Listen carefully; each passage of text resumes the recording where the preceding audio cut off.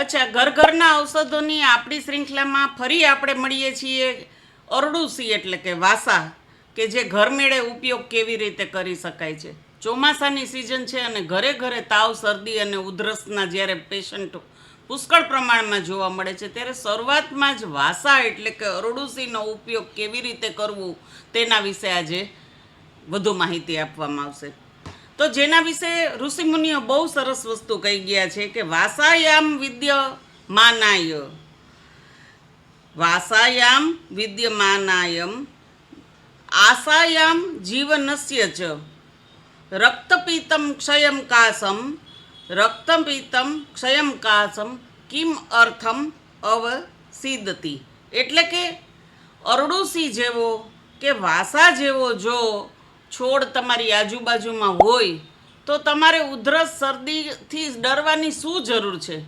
જ્યારે ઋષિમુનિઓ આ વસ્તુ કહી ગયા છે કે અરડુસી જેવી વસ્તુ તમારી આજુબાજુમાં, તમારા ઘરના ગાર્ડનમાં પણ તમે એને વાવી શકો, તમારા નાના છોડ અને ગમલામાં પણ એને વાવી શકો. આજુબાજુના ઘણા ઘરોની અંદર અરડુસી અને વાસાના પાન સુકાઈને પડી જાય છે, પણ માણસોને એનો ઉપયોગ આવડતો નથી. તો આ અરડુસી એટલે શું? તો કે જેનું 4 થી 6 ફૂટ 8 ફૂટ જેવડું ઝાડ થાય છે અને એના પાંદડા છે તે સામસામેની બાજુ હોય છે. લીલા કલરના મસ્ત પાંદડા હોય છે. તેની તમે સામાન્ય રીતના ચટણી જેવું પણ બનાવીને તમે આ અરડુસીનો ઉપયોગ કરી શકો. તો આ અરડુસીનું જે ઝાડ છે એની થોડી ઘણી તમારા બાળકોને કે મોટાને કે કોઈ પણ ઉંમરનાઓને જ્યારે અરડુસીનો જેને કહેવાય કે થોડી ઘણી ઉધરસ કફની શરૂઆત થઈ હોય ત્યારે તમે એને ઉપયોગમાં લઈ શકો છો.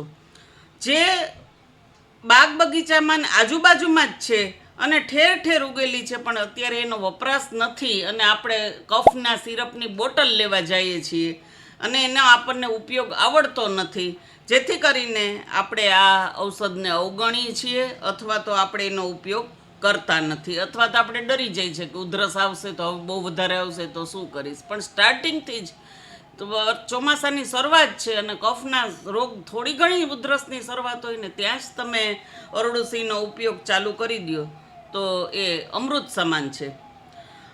અરડુસીના ઉપયોગમાં વાયુની જેને પ્રકૃતિ હોય તેને આનો ઉપયોગ ન કરવાનો હોય. ખાસ કરીને અરડુસી છે તે પિત્ત શામક અને કફ શામક કીધેલી છે.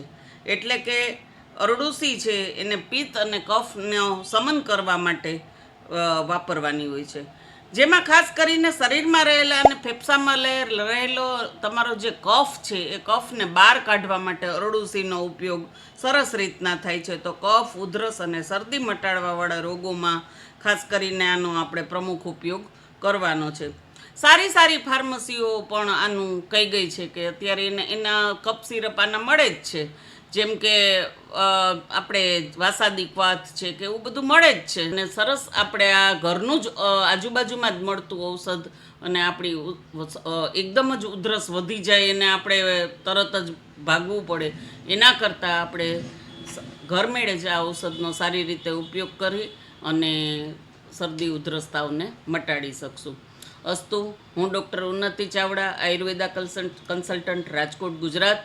અમારા વિડીયોને લાઇક, સબસ્ક્રાઈબ કરો અને આગળ આ ઘરમેળેના ઔષધો, ઘરના ઔષધો કે જેને કહેવાય કે દાદીમાનું વૈદક ટાઈપના ઔષધોની શ્રૃંખલામાં આપણે અગાઉ અજમા સમજ્યા, આજે અરડુસી સમજ્યા અને નેક્સ્ટ ટુ નેક્સ્ટ આપણે આ વિડીયો આવા આવતા રહેશે. અમારા વિડીયોને અમારા ચેનલને સબસ્ક્રાઈબ કરો, લાઇક કરો અને આપણા ફેમિલી ફ્રેન્ડ્સમાં એને શેર કરતા રહ્યો, જેથી આવી માહિતીનો પ્રચાર પ્રસાર થતો રહીએ અને આપણા ઘરની અંદર જ આપણે થોડું ઘણું હોય તો આપણે એનું વૈદક કરી શકીએ અને બહુ વધારે કોઈ ગરમ દવાનો આશરો ન લેવું પડે.